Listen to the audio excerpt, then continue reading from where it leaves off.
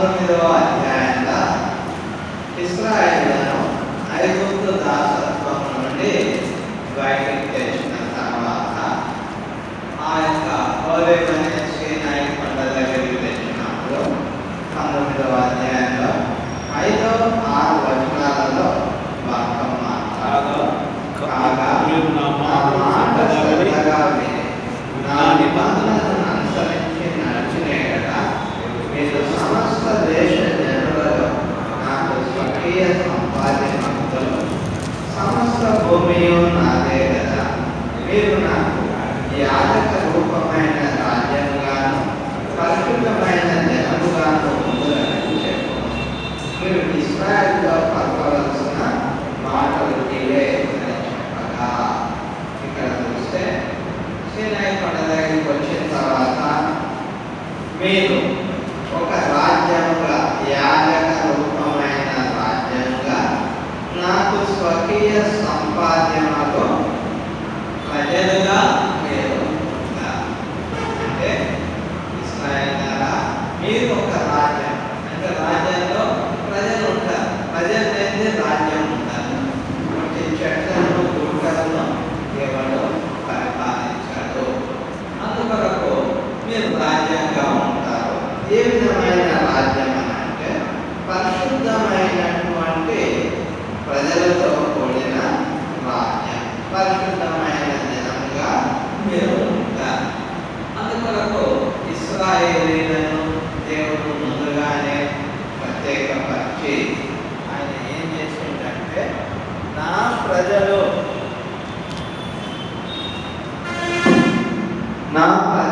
అన్నదానికి గుర్తుగా ఒక కట్టడని ఇచ్చాడు. మనం ఆదికాండ గ్రంథం 17వ అధ్యాయంలో చూస్తే అబ్రహాముతో మాట్లాడుతూ నీవు నీ ఇంటి వారు అందరూ కూడా నా ప్రజలుగా ఉండాలని చెప్తూ అక్కడ ఆయన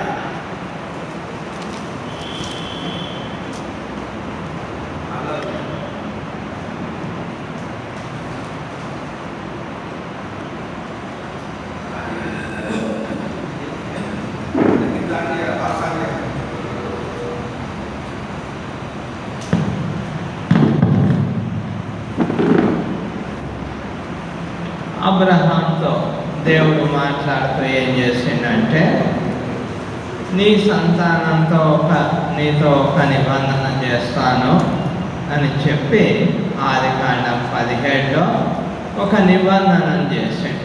ఇక్కడ 10వ వచనం నుండి చూస్తే, నాకును నీకును నీ తర్వాత నీ సంతతికి మధ్య మీరు గైకొనవలసిన నా నిబంధన ఏదనగా, మీలో ప్రతి మగవాడు సున్నతి పొందవలను. మీరు మీ గోప్యాంగ చర్మమున సున్నతి పొందవలను. అది నాకు నీకు మధ్య నిబంధనకు సూచనగా ఉంటుంది. 8 దినముల వయసు ఉన్నప్పుడు సున్నతి చేయాలా కింది భాగంలో ఉంది. యేసు ప్రభువు కూడా ఆ విధంగా సున్నతి చేయబడ్డాడు. నీ ఇంట్లో దాసు పరదేశ్ అంటే నీ దగ్గరకు వచ్చి నివసించేవాడు ఎవడైనా ఆ విధంగా సున్నతి పొందాలా. ఈ సున్నతి మిమ్మల్ని ప్రత్యేకపరుస్తుంది. అంటే ఇది ఒక కట్టడ. అయితే ఈ సున్నతి ఇచ్చిన తర్వాత మీరు నా రాజ్యంగా, నా ప్రజలుగా ఉండాలని అంటే నేను చెప్పే ఆజ్ఞలను, నా నిబంధనలు మీరు గైకోవాలా. ఇక్కడ 5వ వచనం అంటే నిర్గమకాండం 19:5లో, కాగా మీరు నా మాట శ్రద్ధగా విని నా నిబంధనను అనుసరించిన ఎడలా. నా నిబంధనను అనుసరించాలి. ఇప్పుడు మీరందరూ సున్నతి పొందారు, నా ప్రత్యేకమైన పరిశుద్ధమైన జనమయ్యారు.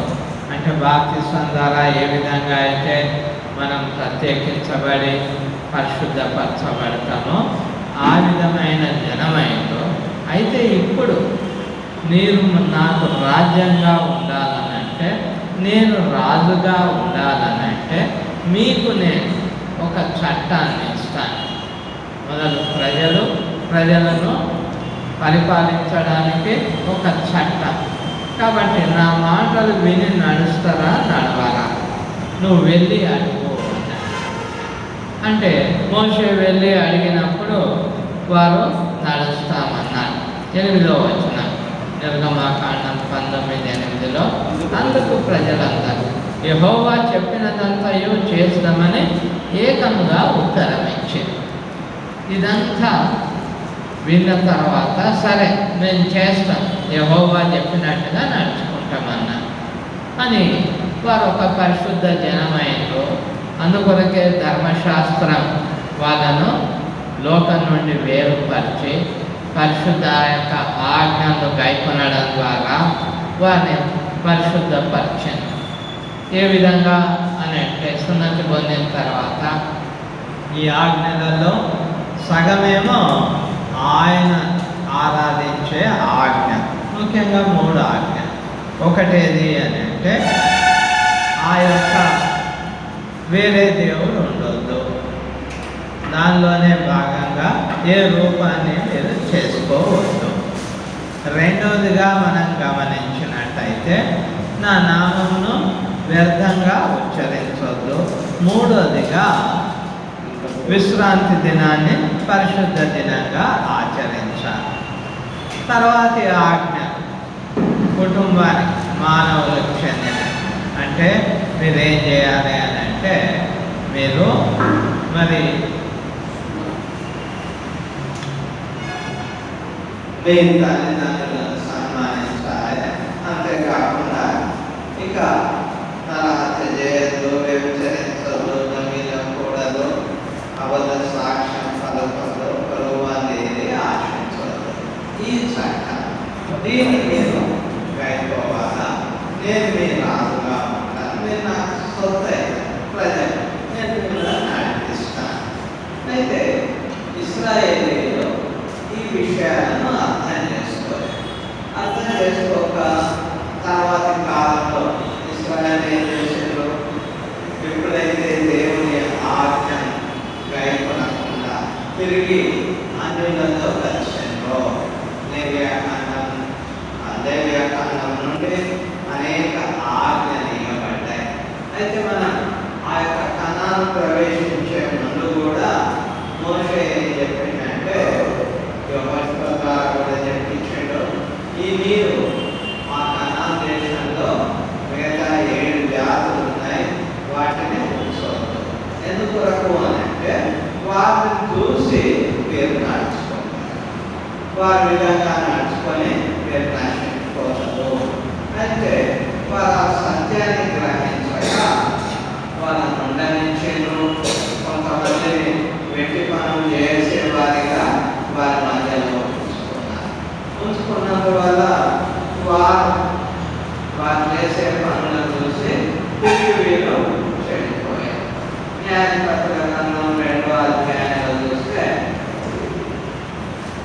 11వ వచనం నుండి ఇశ్రాయేలీ యెహోవా కన్నులెరుగక కీడు చేసి ఐగుప్తు దేశంలో నుండి వారిని రప్పించిన తమ పితరుల దేవుడైన యెహోవాను విసర్జించి బయలుదేవతలను పూజించి తమ చుట్టూ నుండి జనుల దేవతల్లో ఇతర దేవతలను అనుసరించి వాటికి నమస్కరించి యెహోవా కోపం పుట్టించారు.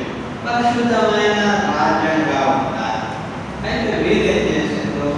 కనాను నుండి అందరిని పంపించలేదు. తర్వాత ఇతర దేవతలను పూజిస్తూ దేవుని కోపం తెప్పించినప్పుడు దేవుడు వారు మిద్యానీయుల, ఫిలిష్తీయుల, అమ్మోనీయుల ఇతరులకు అప్పచెప్పినప్పుడు వారు కష్టపడుతూ తిరిగి దేవుడికి మొదలు పెట్టినప్పుడు ఒక్కొక్క న్యాయాధిపతిని దేవుడు ఆ కాలంలో తెప్పి వారికి విమోచన కలగనిచ్చాడు. కానీ ఈ ప్రజలు ఏం చేసిందంటే కొంతకాలం నమ్మకంగా ఉన్నారు, తర్వాత మళ్ళీ దేవుడిని మర్చిపోయింది, దేవుని దృష్టికి విరోధులై. న్యాయాధిపతుల గ్రంథం 6వ అధ్యాయంలో చూస్తే ఇశ్రాయేలీ యెహోవా దృష్టికి దోషులైనందున యెహోవా వారిని మిద్యానీయులకు అప్పగించాడు.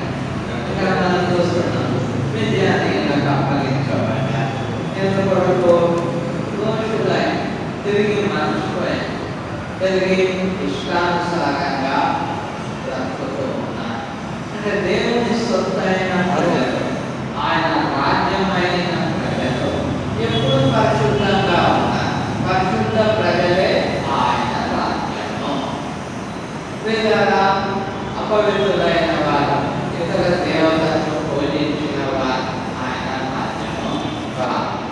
ఈ విధంగా వారు కష్టపడుతూ ఉన్నప్పుడు ఆయా సమయాలలో న్యాయాధిపతులు చేయబడ్డారు. చివరి న్యాయాధిపతి ఎవరు అంటే సమూయేలు. సమూయేలు న్యాయాధిపతి, ప్రవక్త, రెండు కూడా. అయితే సమూయేలు నుండే ప్రవక్తల కాలం మొదలైంది. అందుకొరకే మొదటి ప్రవక్త, చివరి న్యాయాధిపతి సమూయేలు. సమూయేలు కాలంలో ఆయన వృద్ధుడైనప్పుడు ప్రజలు ఏం కోరుకున్నారు అని అంటే ఒక రాజు కావాలా అని కోరుకున్నారు. మొదటి సమూయేలు గ్రంథం 8వ అధ్యాయంలో 5వ వచనం నుండి చూస్తే 229వ పేజీలో చిత్తగించు, నీవు వృద్ధుడవు, నీ కుమార్తె నీ ప్రవర్తన వంటి ప్రవర్తన గలవారు సకల జనుల మర్యాద చొప్పున మాకు ఒక రాజు నియమింపు, అతడు మాకు న్యాయం తీర్చునని అతనితో అన్నది. మాకు న్యాయం తీర్చుటకై రాజు నియమింపుమని వారు అనిన మాట సమూయేలు దృష్టికి ప్రతికూలంగా ఉండేది కనుక సమూయేలు యెహోవాను ప్రార్థన చేశాడు. అందుకు యెహోవా సమూయేలునకు సెలవిచ్చినదేమనగా, జనులు నీతో చెప్పిన మాటలంటే ప్రకారం జరిగింపుము.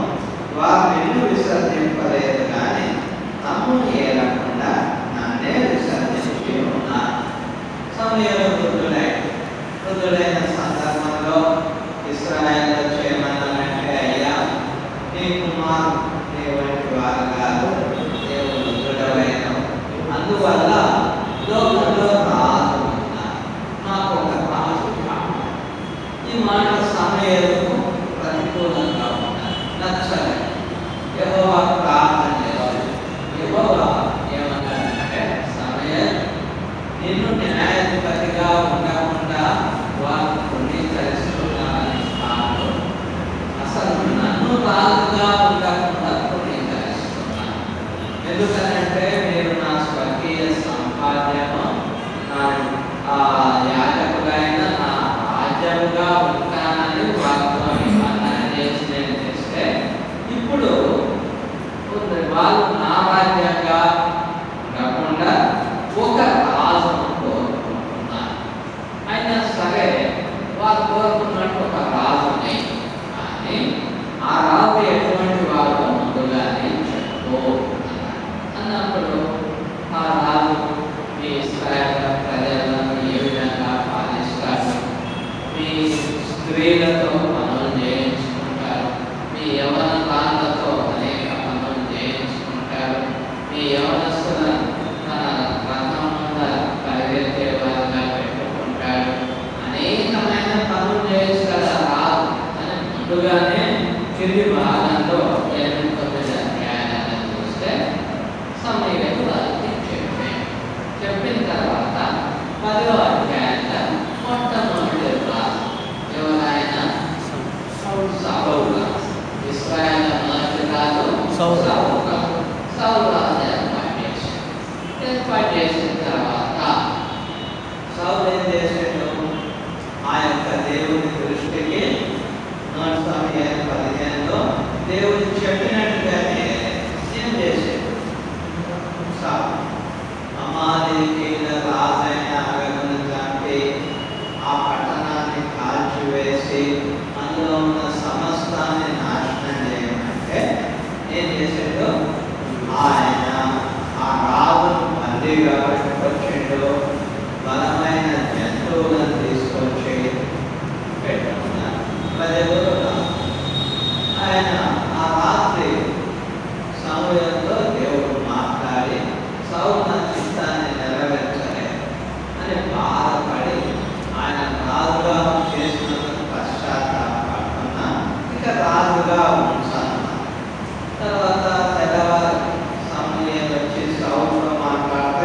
సౌలేమో నేను దేవుని దృష్టికి సరిగానే చేసి ఉన్నాను అంటాడు.